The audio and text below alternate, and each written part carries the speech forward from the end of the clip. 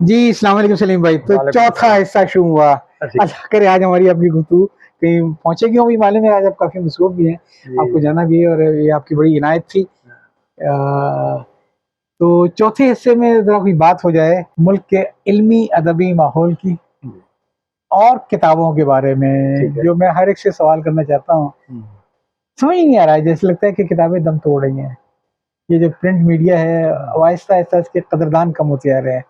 तो क्यों ना हम अपनी किताबों का आगाज करें, किताब क्यों ना आज हम अपनी गुफ्तगू का आगाज करें किताबों के बारे में। ठीक है। उर्दू में किताबें मैं नहीं समझता कि 250-300 साल से ज्यादा पुराना इनका कोई सफर रहा होगा।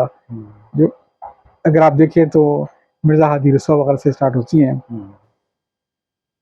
लेकिन काफी तरक्की हुई थी। असल अब में उर्दू पढ़ने वाले भी कम होते जा रहे हैं। लोग सुन सकते हैं, हुँ, बोल सकते हैं, समझ सकते हैं, हुँ। लेकिन लिखना पढ़ना अब मुझसे ये मत ये ऐसा नहीं है, कम हो रहा है। नहीं, कम हो रहा है, लेकिन ये भी तो आप माने ना कि हमने इसके लिए किया क्या है? हमने इंग्लिश मीडियम स्कूल खोले। अच्छा, इंग्लिश मीडियम स्कूल खोलने में भी कोई हर्ज नहीं है, लेकिन वहाँ उर्दू को नज़रअंदाज किया।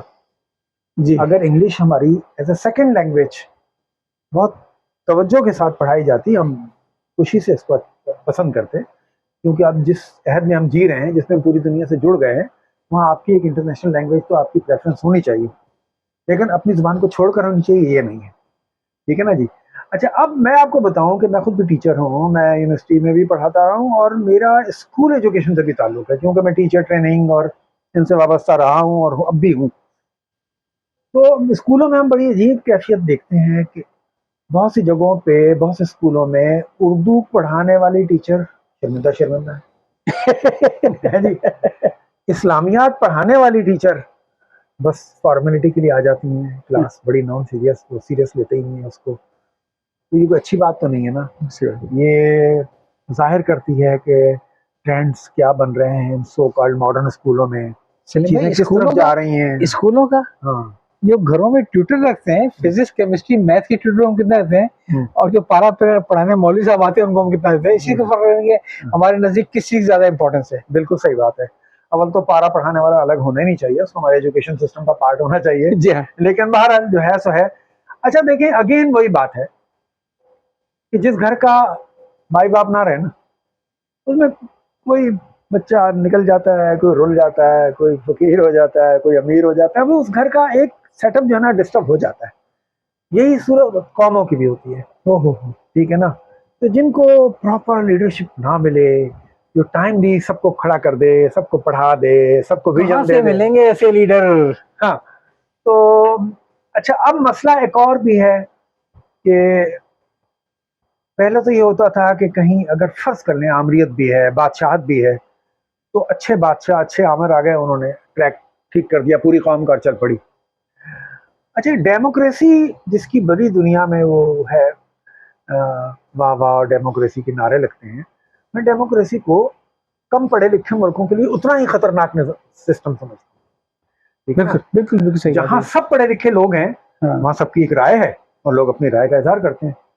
जहाँ मेरे 500 हाड़ियों की वही राय है जो मेरी राय है, मैं वडेरा हूँ, मैं चौधरी हूँ, मैं पिंड का चौधरी हूँ, तो वहाँ तो फिर जमहूरियत तो बेमानी होकर वडेरा रह है, गई ना। चौधरी, और आजकल से एक और भी चीज है। सरदार, जो भी आप कह लें। जी। तो बात ये है कि जहाँ एक चल पड़ा जोहला, सब उसके पीछे चल पड़े। तो मैं ये कह रहा हूँ कि बुनियादी काम तो आपको करना पड़ेगा। ये वो सिस्टम है जो इस मुआशरे में इलेक्टेबल लेकर आया है कि हाँ। भाई ये इलाका है अमीरों का और ये इलाका है फकीरों का। आप मुझे एक बात बताएं, हाँ। आपको अपने दफ्तर में क्लर्क रखना होता है ना, जी तो यूं ठोक बजा के रखते हैं, क्या किया हुआ है, बीकॉम किया हुआ है, इसके सॉफ्टवेयर आते हैं, ये है वो है। और जो उसकी मुल्क की तकदीर बदलने के लिए लोग आप संधियों में भेजते हैं, उनके हालात आपसे छुपे हुए हैं, हमसे छुपे हुए हैं। ठीक है ना? कितने तो उसमें हैं बेचारे बोल ही नहीं पाते, और जो बोलते हैं उनमें से बाज कितना बुरा बोलते हैं, और जब बोलते हैं तो वो अ, सब पर आया हो जाते हैं कि इनके अंदर की सूरत क्या है, कहाँ खड़े मेरे हैं। मेरे एक कजन है जो आप ही की तरह इस जमहूरियत के बहुत ही बड़े कद्रदान है वो। हाँ। और वो भी अक्सर मुझसे पूछते कहते हैं जमहूरियत की तारीफ करते हुए कि बाकी सारी बातें एक तरफ, तुम जरा निकल के बाजारों में देखो, सड़कों पे देखो, बसों के अंदर ट्रेवल करते हुए लोगों को देखो, बेटी बहन का रिश्ता देना तो बहुत दूर की बात है। जरा ये सोचो कि इनमें से कितने चेहरे ऐसे हैं कि अगर कभी बेटी बहन का कहीं और रिश्ता देना हो तो मैं ये इतने मोतबर हैं कि मैं इनसे राय लूं कि वो मेरी बहन के लिए वो आदमी सही है कि नहीं है। सही बात तो है। कहने जब इन लोगों से आप अपने घर के रिश्तों के लिए मशवरा नहीं ले सकते हो, डंडा लेकर खड़े जाओगे, इनसे कौमों की तकदीर का फैसला करवाते हैं। हाँ, वही तालीम वाली बात आ जाती है। जी जी। और अगर सब तालीम याफ्ता हो हाँ, तो हम तसव्वुर कर लेंगे अब ये साहिबुर राय है, हालांकि हर पढ़ा लिखा साहिबुर राय नहीं होता, ये तो मालूम है, क्योंकि उनमें बेहतर डिग्री होल्डर होते हैं, तालीम याफ्ता नहीं होते। हाँ। लेकिन चले हमने एक फर्ज कर लिया, इतना भी तो हो ना, वो इतना तो हो कि तू अगर मेरा नहीं बनता ना बन, अपना तो बन। कि कम से कम अपने हकूक का तो उसको एहसास हो, शऊर का। आपने बिल्कुल सही कहा। यानी यहाँ पे मैंने सिंध के अंदर वो वडेरे हैं जो खानदानी एमएनएज रहे हैं, लेकिन जब अपने इलाके में जाते हैं तो लोग उनको देख के वहीं सीधे के आलम में बैठ जाते हैं। तो वो ज़ाहिर कैसे तब्दीली आएगी जब बलूचिस्तान का वडेरा, जब सिंध का वडेरा, जब सदर्न पंजाब का वडेरा, जब वहाँ पे लोगों का इतना एहतराम हो, पीरी का, फकीरी का, इसका उसका, तो वो तो फिर एक सिस्टम को नहीं बदलने देंगे ये लोग। बिल्कुल सही बात है। असल में ये मुख्तलिफ राजवाड़े हैं हमारे मुल्क के, और यही रुकावट है। आप देखें ना, मैं आपसे एक बात कर रहा हूँ कि हम तरबेला डैम नहीं बनने देंगे, हम वहाँ बिजली का यूनिट नहीं लगने देंगे, सब कुछ नहीं करने देंगे। यानी एक डैम जो आपके मुल्क के लिए मुआशी खुशहाली का बायस बन सकता है, आपके एक लीडर ने उठ के कह दिया हम नहीं करने देंगे, उसके फॉलोअर्स उसके पीछे खड़े हो गए, नहीं डंडा लेके हम नहीं बनने देंगे। सलीम भाई, अगर फर्ज करें कि आज आपकी क्या एज है? मैं अब 68 का हो गया। तुसी साढ़े के बच्चे ही हो गया। मैं 70 का हो गया माशाल्लाह। 68 की आपकी उम्र है। अगर आज आप इत्तेफाक से फिर 20 के हो जाएं और इस दुनिया में अचानक आ जाएं, ये जो दुनिया देख के जब परेशान होंगे, आज वो 18 साल का 20 साल का सलीम मुगल आ जाए इस दुनिया में, तो क्या तब्दीली ला सकता है? नहीं, पहली बात तो ये जिस ड्रामाई तरीके से आप मेरी एंट्री करवा रहे हैं ना, उस तरह तो नहीं होगा। लेकिन आप ड्रामे का आदमी में ड्रामा करना है। उसकी वजह ये है कि मैं आऊंगा तो उसी तरह ना जिस तरह इंसान पैदा होते हैं और फिर वक्त के साथ ग्रो करते हैं, तो मेरा वक्त मेरी उम्र के साथ साथ चलेगा। सही है। तो नथिंग विल बी न्यू, वो मेरे ही हैद होगा, वो मेरा ही देखा हुआ हैद होगा, मैं उसके मुताबिक। लेकिन आज की दुनिया को अगर मैं एक आपका सवाल पिक कर रहा हूँ कि अगर मैं आज की दुनिया की मैं तब्दीली की बात करूं तो ये बहुत बड़ी बात होगी। मुझे अपनी जो छोटी सी दुनिया पहले उसकी बात करनी चाहिए। तो मैं अपनी दुनिया में दो बातें हैं और मैं उस पर बहुत जोर देता हूं, और वो है education and justice. Justice and education, तालीम और इंसाफ पीछे रह गया। और मैं तो इवन सेहत को भी तीसरे नंबर पे रखता हूँ। अच्छा। क्योंकि अगर आपके पास एजुकेशन है तो वो आपको सेहतमंद रहने के तरीके बता देगी। अगर आपके पास जस्टिस है तो इन अस्पतालों में बेईमानियां नहीं होंगी, इसमें करप्शन नहीं होगी, लोगों को दवाएं वक्त में। तो सेहत के रास्ते तो इन दो चीजों से भी निकलेंगे, है ना, इनसे भी निकलेंगे। वो कहते हैं ना कि जितना खर्चा किया हुकूमतों ने खानदानी मनसूबबंदी पे, उतना अगर सही तरीके से तालीम देने पर करते तो आबादी की ग्रोथ कहीं कम होती है। बिल्कुल सही बात है। तो मैं इन दो के अलावा और कोई चीज नहीं जानता। आप मुझे एक बात बताएं, मैंने चाइना पर अल्हम्दुलिल्लाह चाइना के बच्चों पर उनके अदब पे काफी काम किया है, मैंने एक मकाला भी पढ़ा है उस पर, ठीक है ना। चीनियों ने मुझे ये बात जमीरुद्दीन आली साहब ने खुद बताई, ठीक है, और वो मुझे बात बहुत अच्छी लगती है। वो कहने लगे कि भुट्टो साहब जब चीन के दौरे पे गए तो उस डेलीगेशन में मैं भी था। तो कहेंगे हमको चीन में उतरने से पहले एक ब्रीफ दी गई थी कि माओजे साहब जब आपसे हाथ मिलाने आएंगे जी जी, तो आप जो हैं वो उर्दू के सवाल नहीं करेंगे, बस सिर्फ हाथ ही मिलाएंगे। हमने कहा ठीक है जी। लेकिन जब माओजे तुंग साहब आए और उन्होंने हाथ मिलाना शुरू किया तो पहले ही हाथ जो पकड़ा तो वो छोड़ ही नहीं रहे, हिलाए जा रहे हैं और इतनी देर तक कि मेरे दिल में ख्याल आया कि यार ये तो बहुत टाइम होता है, इसमें तो एक सवाल हो सकता है ना। तो कहने लगे कि मैंने तय कर लिया कि मैं तो सवाल करूंगा, और दूसरे को भी उन्होंने इतना ही टाइम लगाया, तीसरे को भी इतना ही टाइम लगाया। कहने लगे जब उन्होंने मेरा हाथ पकड़ा तो उनके साथ एक खातून थी, मैंने उनसे कहा कि आप हमें माऊ साहब से ये पूछ कर बताएं कि इन्होंने ऐसा कौन सा एक ऐसा काम कर लिया है जिसपे ये बहुत मुतमईन हो। वाह, अच्छा। तो वो उसने फिर चीनी जुबान में तर्जुमा करके माऊ साहब को बताया, माऊ साहब ने जवाब दिया। तो वो खातून इनको कहने लगी कि माऊ साहब कहते हैं हमने अपने बच्चों को पढ़ा दिया है, अब दुनिया एक नया चीन देखेगी। क्या बात है यार, क्या बात है, क्या बात है बड़े लोगों की। हैं आप ये देखें, अब दुनिया एक नया चीन अब देखेगी, एक दुनिया और दुनिया नया चीन देख रही है। हाँ तो सर ये है विजन, जी जी जी जी, ये है बिल्कुल। विजन। हाँ, सर मैं कहता हूं अगर ये कौम तय कर ले कि हम भूखे रहेंगे, हम अपनी टूटी हुई सड़कों पे भी सफर कर लेंगे, हम नए ब्रिज भी नहीं बनाएंगे, लेकिन हम बच्चों को पढ़ाएंगे। और ये जो बच्चों के पढ़ाने की मैं बात करता हूं, इसकी भी मैं वजाहत करूंगा। मैं नहीं कह रहा हूं कौम को पढ़ा देंगे ना, बच्चों को मैं इसलिए कहता हूं कि सर हम कामयाबी की सारी बुनियादें बचपने में रख देते हैं। बिल्कुल जो पहली उनकी डायरेक्शन तय हो जाती है, उनकी बुनियादी सलाहियतें जो हैं वो डेवलप हो जाती हैं, वो चल पड़ते हैं, पौधों की तरह होते हैं ना, पौधों की जहाँ तरह मोड़ दिया बस वैसी ग्रोथ स्टार्ट हो गई। स्टार्ट हो गई। तो कहने का मतलब ये है कि जिस दिन पाकिस्तान में कोई ऐसा बच्चा ना रहा जो स्कूल ना जाता हो, और जिस दिन हमने स्कूलों की एजुकेशन के मेयार को एक बना लिया और मेयारी बना लिया, वाकई उस दिन हालात बदल जाएंगे सर। उस दिन हालात बदल जाएंगे, या उस दिन से हालात बदलना शुरू हो जाएंगे। तो ये बहुत अहम बात है। तालीम तो, और फिर हमारे यहाँ सबसे ज्यादा जो कम प्रायोरिटी जो आदमी कहीं का ना रहा है, तो फिर वो स्कूल की लाइन में सोचता है कि चलो ये रिस्पेक्टेबल है, और उसमें फिर हमारी कोशिश थी हम यूनिवर्सिटी प्रोफेसर लगे ना कम से कम ये। और प्राइमरी पे हमारी थी तवज्जो नहीं थी। मुझे याद है कि एक साहब बताते हैं कि उनके दोस्त थे फलस्तीनी, और जो यहाँ पे कराची यूनिवर्सिटी में उनके साथ पढ़े थे वो, तो जब यहाँ से पढ़ के और वो फलस्तीन वापस चले गए, उनका ईमेल पे सर ये रुक जाए, ये वाकया मेरा है सर। अच्छा फिर आप सुनाइए। हाँ फिर आप सुनाइए इस वाक़े को। मेरे साथ एक लड़का था, मोहम्मद ऐश उसका नाम, और वो मेरा उस वक्त हॉस्टल में सबसे गहरा दोस्त, हम हर वक्त साथ होते थे। क्या बात है। हाँ, लड़के कहते थे उन्होंने शादी करवा ली है, हाँ। मियाँ बीवी की तरह साथ रहते हैं। सर मोहम्मद ऐश वो कहता था मैं दुनिया में अकेला हूँ, मेरे माँ बाप भी शहीद हो गए और मेरे बहन भाई भी शहीद हो गए, और नॉर्मली अरब लड़के पढ़ने में अच्छे नहीं होते थे। वो माइक्रोबायोलॉजी में था, और वो पढ़ने में बहुत अच्छा था, उसकी पहली पोजीशन आई थी माइक्रोबायोलॉजी में। अच्छा फिर जब हम छोड़ने के लिए गया उसको एयरपोर्ट, वापस जा रहा था वो, तो ज़ाहिर है वो जॉर्डन जा रहा था, फलस्तीन नहीं जा रहा था। फिर वो अपने उनके कुछ रास्ते हैं जिससे वो फलस्तीन जाते थे, अच्छा है ना। तो ये वहां पे गया और इसने फिर मुझे खत लिखा, चाहिए खत 2-2 महीने बाद आता था, क्योंकि इसराइल से जॉर्डन जाता था, जॉर्डन से फिर इस तरह होता हुआ आता था।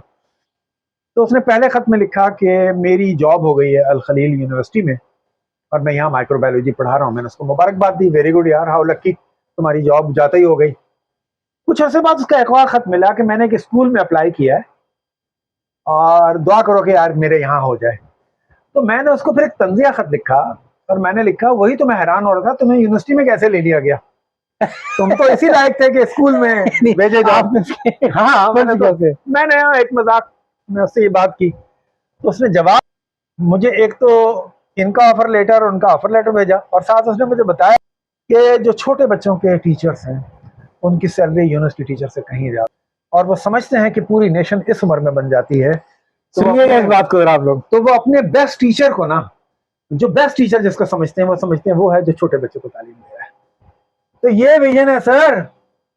तो ये इतने जो शायद इसमें इस बात का जवाब है कि हमारे ऐसी न्यूक्लियर पावर 17 दिन 20 दिन से ऊपर जो वो जंग खेल नहीं सकते कभी, मैक्सिमम आ रहा है। अल्लाह ना करे कि अल्लाह ना करे। जो फिर नहीं, जो हिस्ट्री है कि 4 जंगों में कोई भी जंग हमारी महीने से ऊपर नहीं गई, और यूनाइटेड नेशन कहने पे जंगबंदी हो गई।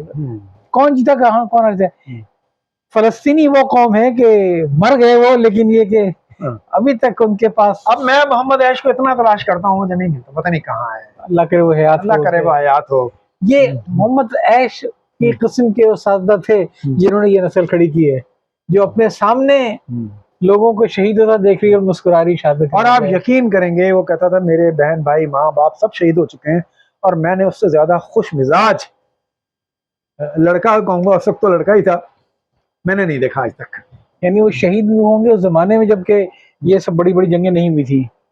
हाँ, या फर्ज करें एक आध जंग पहले हो भी चुकी थी, या इसकी बात कर रहा हूँ, होती रहती मैं इसकी अभी बात कर रहा हूँ जो अभी इस साल हो रही है जो। हाँ नहीं, तो मैं आपसे बात कर रहा हूँ 77, 8, 79, 80 इसकी इस अरसे की बात कर रहा हूँ। सलीम भाई, ये वो है कि डीएनए के जरिए कौमों की तकदीर को बदल देना, मतलब डीएनए बदल गया ना। बिल्कुल बेसिक तालीम में इस चीज ने कि यूनिवर्सिटी के असातिज़ा से ज्यादा तनख्वाहें प्राइमरी स्कूल के टीचर्स को मिलनी चाहिए कि वो नस्ल को बना सकें, बिल्कुल उसने फिर पे किया है, बिल्कुल पे किया उसने ये। और मैं तो यकीन करेंगे सर, आज भी कहता हूँ कि सबसे ज्यादा अहमियत यूनिवर्सिटी टीचर से ज्यादा अहमियत प्राइमरी टीचर की है। और मैं ख्याल है कई महसूब मुल्कों में ऐसा होता है कि वो टीचिंग को, एजुकेशन को ज्यादा तरजीह देते हैं। हाँ। तो सलीम भाई, ये तो मैं आपसे एक बार फिर भी बात पूछना चाहूंगा कि क्या आपके ख्याल में जो जिंदा कौमें हैं वहां पे भी इंसाफ और तालीम के साथ वही सलूक होता है जो हमारे यहाँ हो रहा है? देखिए, मैं जिंदा और मुर्दा कौम की बात नहीं कर रहा हूँ, हाँ, मैं कह रहा हूँ वेल फोकस्ड और डी फोकस्ड कौमों की बात करता हूँ। सही सही, ठीक है। और वेल फोकस्ड की सूरत तो ये देख लें, मैं आपको एक हवाला देता हूँ डॉक्टर इस्माइल साद साहब का। अच्छा। उन्होंने लिखा कि जिस वक्त नाजी तैयारे बरतानिया पे अटैक कर रहे थे, बम गिरा रहे थे जी, उस वक्त उनकी पार्लियामेंट जो है वो अपने स्कूल के बच्चों के करिकुलम की तब्दीली पर काम कर रही थी। यानी कितनी अहमियत थी उनके लिए। इस बात पे गौर करें सर, यहाँ बम गिरने लगे तो इस पे तो छोड़ दें, किसी चीज पर भी कोई डिस्कशन नहीं हो रहा होगा, सब घरों में बैठे होंगे चुप, है ना सर? कोई शक नहीं। और वो उस लम्हे जबकि बम गिर रहे थे। इसी तरह मैंने आपको चाइनीज की भी मिसाल दी, माओ साहब ने जो जी, कि मैंने पढ़ा दिया इनको, बता दिया। और सर एक चीज और मैं कहना चाहूंगा आपके प्रोग्राम की तवज्जुह से, इसको पेरेंट्स भी समझें, इसको टीचर्स भी समझें और इसको सब लोग समझें। और वो समझने की बात यह है कि जो बच्चा है ना छोटा सा, जिसको आपने गैर अहम समझा हुआ है, ये बहुत अहम है। उमूमन हमारा रवैया ये होता है अभी तो ये बच्चा है ना, अरे नहीं अभी सब कुछ है, इस स्लेट पे अभी लिखा जाएगा सब कुछ। सही बात है, यही तो है ना, यही तो है, यही तो है। तो ये बात समझने की है कि इसमें बनना बिगड़ना, आप इससे आगे चलें, ज्यूस को उठाकर देखें, बल्कि बात पारसी फैमिली में भी ये मैंने देखा है। अभी बच्चा दुनिया में नहीं आया है, अभी बच्चा दुनिया में नहीं आया है, लेकिन उसके आने का एहसास हो गया है, तो उनके लहजे धीमे हो जाते हैं, उनको गुफ्तगू शाइस्ता हो जाती है, कि ये सारी चीजें उसकी पर्सनैलिटी पर जाकर असर करेंगी। हम कहते हैं अभी तो ये छोटा है, माँ बाप गालम गलोच कर रहे हैं, हम बहुत सी गलतफहमियों का शिकार हैं, उसको ठीक करने की जरूरत है। एक मेरे दोस्त सुबह सुबह गाड़ी लेके भागे, यार वो बच्चा लेट हो गया, उसकी पहली क्लास ना निकल जाए, मैं छोड़ के आता हूँ। मैंने कहा मैं भी चलता हूँ साथ तुम्हारे साथ। हाँ चलो बैठ जाओ। रास्ते में 4-5 गाड़ियों को गलत क्रॉस किया, सिग्नल तोड़ा। मैंने कहा तुम कैसे कह रहे हो कि पहली क्लास निकल गई? पहली क्लास तो ये है जिसमें इसने सीखा कि सिग्नल तोड़ना ठीक है, जिसमें इसने सीखा कि हॉर्न देना जगह जगह बहुत अच्छी बात है, लानत दिखाना है जी। तो मैंने कहा भाई ये बच्चा जो हर वक्त तुम्हारे साथ रहता है, ये अपनी पहली क्लास में रहता है, वो तो दूसरी क्लास है जो स्कूल में जाके लेता है। क्या बात है ना, क्या बात है। तो खुदा के लिए इन चीजों को समझें। और मैं आपको बता दूं, जिन लोगों ने छोटी उम्र में अपने बच्चों में वैल्यूज डाल दी, तामुल डाल दिया, सोचने की आदत डाल दी, पढ़ने का शौक डाल दिया, किसी का बाप नहीं रोक सकता उस बच्चे को आगे जाने से। माजरत चाहता हूं, मैं इस लहजे में बात कर रहा हूं, अल्लाह की मदद भी उस बच्चे के लिए आती है।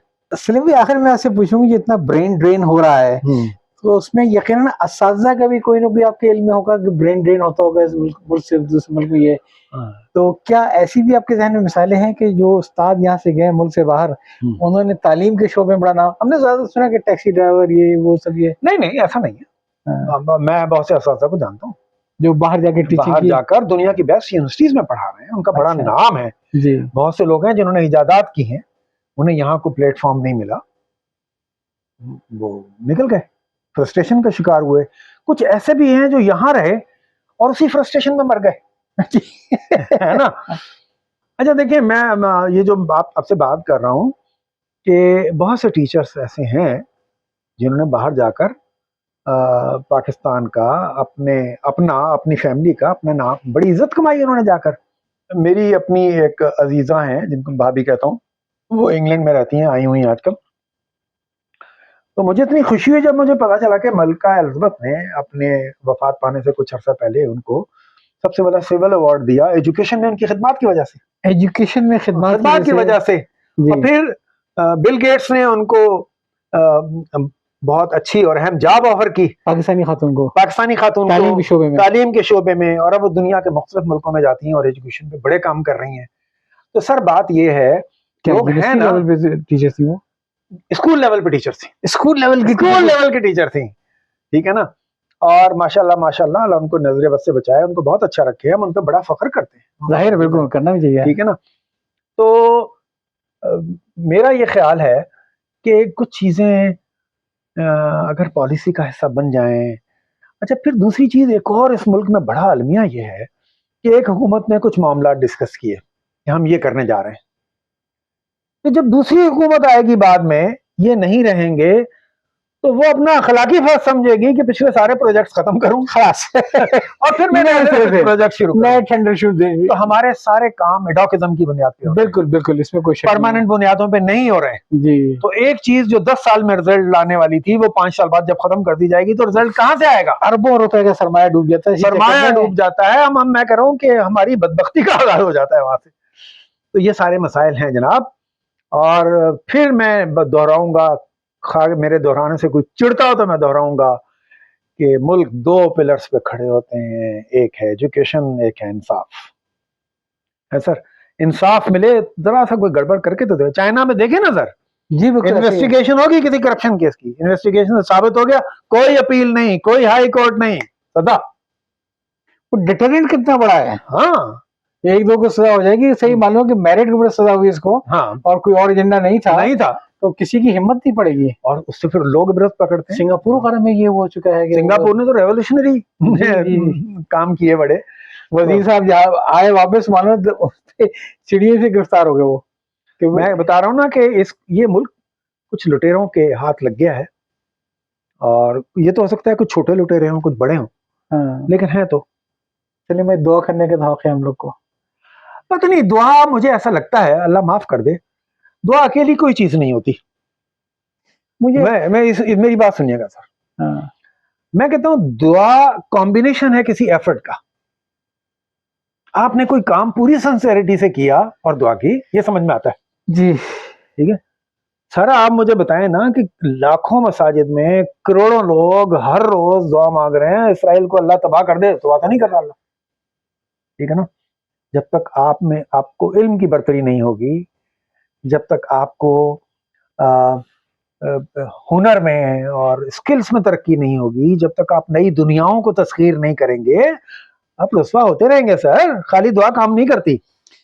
मुझे तो सबसे बड़ा अलमिया जो नजर आता है अपनी 70 साल की जिंदगी में, कि मैंने कौम को हुजूम बनते हुए देखा है। सही बात है। 65-63 की जंग के अंदर कोई कॉन्सेप्ट नहीं था, जरा सी जंग के आसार हुए, मस्जिदें पूरी भर जाती थी बाहर तक, ये मौत के खौफ से। अब हमें मौत से भी खौफ नहीं आता है। बहादुर हो गए हम बहादुर, इस मामले में बहुत बहादुर हो गए हम। आज इस मुल्क को पहले मजहब पे जुड़ती थी, अब उस पे नहीं जुड़ती है। अब कभी कभार जो हल्की फुल्की थोड़ी बहुत जो आपको एक कौमी नजर आता है, वो क्रिकेट तक नजर आता है। क्रिकेट के अलावा मैं नहीं समझता कोई ऐसी चीज हो कि कराची से लेकर पेशावर तक। मैं क्रिकेट के हवाले से भी एक बात करता हूँ, वो आपसे भी शेयर करता हूँ। कहता हूँ एक स्टेडियम में हजारों लोग बैठे हुए, 50,000 लोग बैठे हुए मैच देख रहे हैं। उनकी किसी ने ट्रेनिंग नहीं की कि आपने पाकिस्तान के लिए नारा लगाना है, उनको किसी ने कुछ नहीं कहा ये करना है। लेकिन जब आप पिच पे खड़े हुए 2 लोग अच्छा खेल रहे होते हैं तो पूरा स्टेडियम मिलकर कह रहा होता है पाकिस्तान जिंदाबाद। तो सर, पिच पे खड़े हुए लोगों को ठीक खेलना है, कौम तो एक हो जाएगी सर। सलीम भाई, गुफ्तगू इतनी दिलचस्प जा रही है कि खत्म करने दिल नहीं चाह रहा, लेकिन मुझे मालूम है कि आपकी मसरूफियात भी हैं, तो एक वादा करना होगा कि आप ये आज पहली बार आए, आखिरी बार नहीं आए। नहीं, अल्लाह ताला खैरियत रखे, मिलते रहेंगे इंशाल्लाह। और क्योंकि बहुत सारी चीजें वो हैं जिस पे हमें मिलकर गौर करना है, बिल्कुल एक रास्ता दिखाना है। तो आपने इतना टाइम निकाला, मेरे लिए बड़ी इज्जत अफजाई की, मेरी एकेडमी मुझे बहुत खुशी हुई, मुझे आपसे तो मिलकर, आपके साथ वक्त गुजार के, आपके साथ नहीं अच्छी भाई। मैं ये कहता हूँ कि जितनी भी हमने आज गुफ्तगू की है जी, अगर उसमें से 2-4 बातें भी कोई 10-20-50 लोगों पे भी काम कर जाती हैं, उसकी सोच की डायरेक्शन को बदल देती हैं, उसकी कमिटमेंट को चेंज कर देती हैं, तो बस मसला हल हो गया ना सर। हमने कुछ तो किया फिर। सही बात है ना। तो इसके साथ ही मैं आपसे याद चाहता हूँ, बहुत बहुत शुक्रिया। इंशाल्लाह आपकी मुलाकात होती रहेगी, और आपने मेरा मान रखा। आपका बहुत बहुत शुक्रिया।